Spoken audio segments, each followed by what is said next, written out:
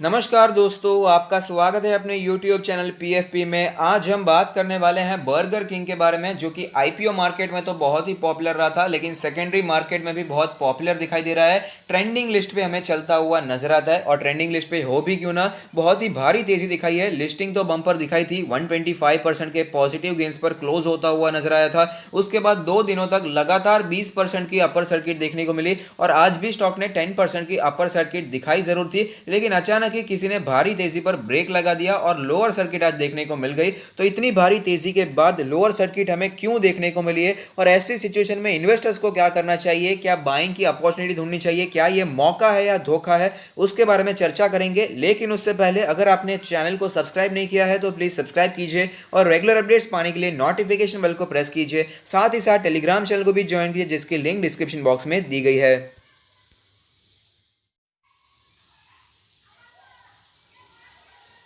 Burger King shares jumped 265% in 4 days, now valued more than Westlife Development। इसका नाम आपने ज़रूर सुना होगा। जैसे कि बर्गर किंग का काम है बर्गर किंग के फ्रेंचाइज को हैंडल करना, ऑपरेट करना, उसी तरह से वेस्ट लाइफ डेवलपमेंट मैकडोनल्ड्स के चेन्स को ऑपरेट करता है, हैंडल करता है, फ्रेंचाइजी चलाता है। तो इसीलिए डायरेक्ट कंपैरिजन किया जा रहा है इन दोनों के बीच में। और आज जो कार्यक्रम हुआ है, अपर सर्किट से शेयर शिफ्ट होकर लोअर सर्किट में आ गया, उसका कारण भी ये कंपैरिजन ही दिखाई देता है। इसे हम समझने की कोशिश करने वाले हैं। मार्केट कैपिटलाइजेशन के बेसिस पर वेस्ट लाइफ डेवलपमेंट के मार्केट कैपिटल को तोड़कर ये बर्गर किंग हमें ऊपर जाता हुआ नजर आया था, बड़ी कंपनी बन चुका था। वेस्ट लाइफ डेवलपमेंट का मार्केट कैप 7,000 करोड़ के आसपास है, जबकि बर्गर किंग का 8,000 करोड़ से भी ज्यादा का हमें होता हुआ नजर आया था, जब स्टॉक आज हमें 200 के भी ऊपर जाता हुआ नजर आया। और comparison directly Westlife development से है, तो इसका वैल्यूएशन हमें महंगा होता हुआ नजर आया था। अब ऐसा क्यों है उसे भी समझ लेते हैं। तो जैसे कि आपको पता है, वेस्ट लाइफ डेवलपमेंट जो मैकडोनल्ड्स के चेन स्टोर चलाता है, उसने 320 के आसपास 319 स्टोर्स वो ऑपरेट करता है। और अगर बर्गर किंग के बारे में बात करें तो वो 268 के आसपास ऑपरेट करता हुआ नजर आता है। हालांकि उनके प्लान्स बहुत ही एग्रेसिव है, 2026 तक वो 700 से भी ज्यादा के स्टोर्स ओपन करना चाहते हैं, जो कि बहुत ही एग्रेसिव प्लान है, अच्छी बात है। लेकिन फिलहाल के कंडीशन के बारे में बात करें तो as per the financial year ended March 2020, Burger King reported a loss of 76.6 crore on revenue of 841 crore, but Westlife development had a profit of 36.6 crore on 1547.8 crore of revenue. तो आप समझ सकते हैं, मार्केट कैपिटलाइजेशन के बेसिस पर वेस्ट लाइफ डेवलपमेंट हमें 7,000 करोड़ के आसपास का था, उसके बावजूद उसकी रेवेन्यू 1,500 करोड़ थी, उसका प्रॉफिट 36 करोड़ था। जबकि बर्गर किंग की जो मार्केट कैपिटल थी वो हमें 8,000 करोड़ से ज्यादा दिखाई दे रही थी, उसके बावजूद उसकी रेवेन्यू हमें वेस्ट लाइफ से आधी दिखाई दे रही थी, 850 करोड़ थी। और यहां पर लॉस, प्रॉफिट तो भूल जाइए, लॉस देखने को मिल रहा था 76 करोड़ था। तो वैल्यूएशन बर्गर किंग का हमें बहुत ही महंगा होता हुआ नजर आया था, क्योंकि तेजी ही इतनी देखने को मिली, तो वैल्यूएशन तुरंत ही हमें महंगा होता हुआ यहां पर नजर आया। At operating level, Burger King's earnings before interest, tax, depreciation and amortization यानी कि EBITDA stood at 103.9 crore with margin of 12.4%, while Westlife had an EBITDA of 144 crores with margin at 9.7% for financial year 20। तो margin के basis में burger king काफी अच्छा दिखाई दे रहा है in comparison to Westlife. और प्रॉफिट्स के बारे में बात करें तो ऑफकोर्स कामकाज मैकडोनल्ड्स का ज्यादा दिखाई देता है, तो वहां पर हमें एबिटा भी ज्यादा दिखाई दे रहा है। Westlife same store revenue growth strengthened 4.0% during the year financial year 20, whereas Burger King's same store sales growth declined by 0.3% in same year। तो यहाँ पर सिचुएशन आप देख सकते हैं, बर्गर किंग की स्ट्रांग बिल्कुल भी दिखाई नहीं दे रही है,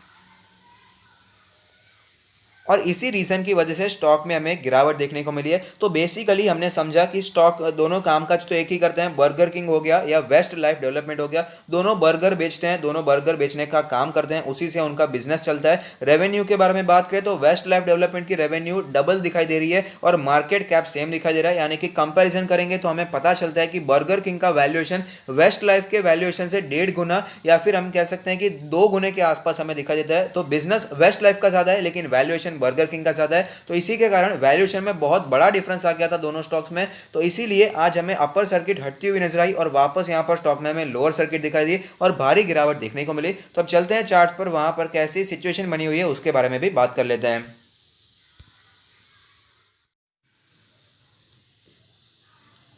चार्ट्स पर ज़्यादा बात करने के लिए कुछ है तो नहीं, लेकिन फिर भी थोड़ा सा डिस्कशन हम ज़रूर करेंगे। भारी तेज़ी स्टॉक में हमें देखने को मिली है और अगर आपने पहले से निवेश किया है तो ज़्यादा डरने की ज़रूरत नहीं है। अगर आपने आईपीओ में आपको अलॉटमेंट मिला है, लॉन्ग टर्म के लिए लिया है, तो प्लीज़ कंटिन्यू होल्डिंग कीजिए। और जैसे कि मैंने आपको बताया है पहले भी कि ये रिस्की इन्वेस्टर के लिए बहुत ही अच्छा स्टॉक है जो कि ग्रोथ वाली कंपनी में निवेश करना पसंद करते हैं। और ये कंपनी भी ऐसी ही दिखाई दे रही है, एक्सपांड करना चाहती है अपने आप को, पहले ग्रोथ पर फोकस करना चाहती है, प्रॉफिटेबिलिटी पे फोकस करना नहीं चाहती। तो ये बहुत ही बड़ा रिस्क है और रिस्की इन्वेस्टर्स के लिए ये एक अच्छा रिस्क भी हो सकता है। तो यहाँ पर मैंने आपको लिस्टिंग के दिन भी सजेस्ट किया था कि 135 का प्राइस भले ही है, 125% के लिस्टिंग गेंस हमें भले ही देखने को मिले, लेकिन फिर भी अच्छे प्राइस पर आप खरीद सकते हैं। और आज लोअर सर्किट देखने को मिला, उसके बावजूद यहाँ पर हमें 30% के आसपास का प्रॉफिट भी हो रहा है। तो यहाँ पर लॉन्ग टर्म के लिए कंटिन्यू कीजिए, उसमें कोई भी प्रॉब्लम नहीं है। रिस्की इन्वेस्टर्स में आप बने रह सकते हैं, लेकिन क्या ये फ्रेश बाय के लिए अच्छा है या नहीं, क्या हमें यहाँ पर इन्वेस्ट करना चाहिए फिलहाल के प्राइस पर, क्या ये मौका है या धोखा है? तो फिलहाल जो टेक्निकल्स हमें दिखाई दे रहे हैं वो तो क्लियरली बियरिश दिखाई दे रहे हैं। कल की जो कैंडल बनी थी काफी छोटी बनती हुई नजर आई थी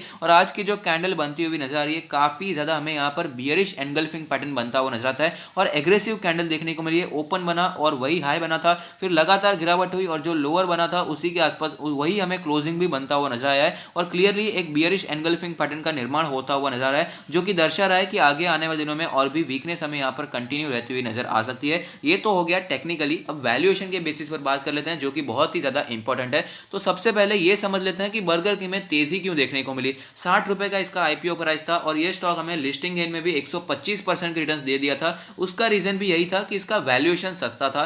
जुबिलेंट फूडवर्क्स के कंपेयर करेंगे या फिर हम वेस्टलाइफ डेवलपमेंट से कंपेयर करते हैं तो इसका वैल्यूएशन बहुत ही चीप दिखाई दे रहा था और इसी के कारण इसमें अच्छे लिस्टिंग गेन्स देखने को मिले और उसके बाद भी हमें 2-3 दिनों तक तेजी कंटिन्यू रहती हुई नजर आई। लेकिन इतनी ज्यादा तेजी हो चुकी थी कि इसका प्राइस टू अर्निंग रेशियो यानी कि इसका जो वैल्यूएशन था वो बहुत ही महंगा हो चुका था और इसी के कारण स्टॉक में फिलहाल हमें गिरावट देखने को मिल रही है। तो जब तक इसका वैल्यूएशन फेयरली वैल्यूड नहीं हो जाता, इसके पेयर कंपनीज के आसपास नहीं आ जाता, तब तक इस स्टॉक में हमें अवॉइड करना ही बेहतर रहेगा। ये मौका जरूर है लेकिन फिलहाल नहीं, फिलहाल थोड़ा सा वेट करना ही मुझे बेहतर दिखाई दे रहा है। 135 का प्राइस जो मैंने आपको बताया था जहां पर आप निवेश कर सकते थे, वहां पर फिर भी थोड़ी सी वैल्यू दिखाई दे रही थी, लेकिन फिलहाल तो बहुत ही ऊपर निकल चुका है स्टॉक। यहाँ पर बाइंग करना सेंसिबल दिखाई नहीं दे रहा है क्योंकि अपनी पेयर कंपनी वेस्टलाइफ डेवलपमेंट ज्यादा अट्रैक्टिव नजर आ रही है। तो यहाँ पर फिलहाल थोड़ा सा वेट करेंगे तो बेहतर रहेगा। अगर आपको स्टॉक 135 के आसपास नजर आता है तो वहां पर आप बाइंग करने के बारे में सोच सकते हैं। और यहाँ पर बियरिश एंगल्फिंग पैटर्न बना हुआ है, इतनी तेजी देखने को मिल रही है तो ये स्टॉक हमें कूल ऑफ होता हुआ भी नजर आ सकता है। तो जब तक टेक्निकली स्ट्रेंथ यहाँ पर वापस लौट नहीं आती है तब तक थोड़ा सा वेट करने में सिचुएशन अच्छी दिखाई दे रही है। स्टॉक अच्छा है, उसमें कोई भी डाउट नहीं है। एक्सपेंशन करना चाहते हैं, 700 स्टोर्स खोलना चाहते हैं 5-6 सालों में, तो ये बहुत ही अच्छी बात है। इस पर आप बेट लगा सकते हैं, रिस्की इन्वेस्टर इसे अपने पोर्टफोलियो में ऐड कर सकते हैं। और साथ ही साथ अगर आप अपना पोर्टफोलियो हमसे रिव्यू करना चाहते हैं तो उसका लिंक भी हमने डिस्क्रिप्शन बॉक्स में दे दिया है। तो अगर आपको वीडियो पसंद आता है तो लाइक कीजिए, शेयर कीजिए, कमेंट कीजिए, सब्सक्राइब कीजिए और मुझे मोटिवेट कीजिए। Thank you, stay happy, happy investing.